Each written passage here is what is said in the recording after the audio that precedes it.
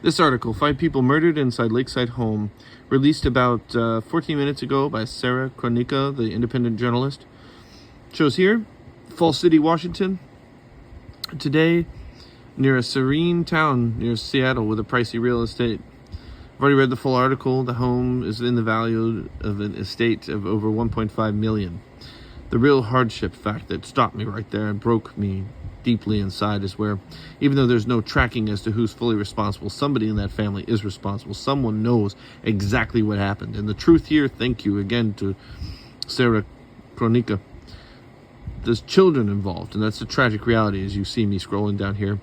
There's domestic violence. Now, the community is not at threat from what I've read in this full article, and there's been no identity on the bodies yet for the full scope, but there are victims who reported include school-aged children. That's what broke me and stopped me right there.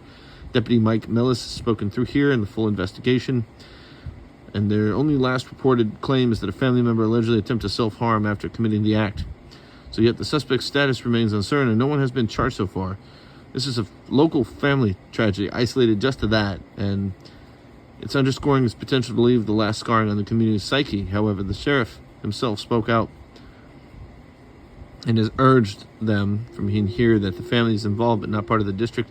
Disclosure deepens the enigmatic nature of the case. So adding to the collective anxiety of local residents there, but he's spoken out and made it very clear that there's no continuing threat to their safety apart from everything else right there, and that the neighbor might be in critical aiding an injured person now receiving hospital care. They're under the full investigation, and let's hope they find him, because the truth is so critical for the children that were involved in this. This is something in this country that we have to work together to try to stop. Thank you again. You can check the full link in your article. I stand there by a voice of many who say that children and the well-being of them from the future, starts with the present today. Let's make a difference every day and keep focusing on independent stories like this and keeping their memories always forever remembered, especially for the fact we hope the truth comes out and they discover the full truth to this full scoping and painful domestic family heartbreaking story tragedy. Check the full link in the article, as I'll post that in the details.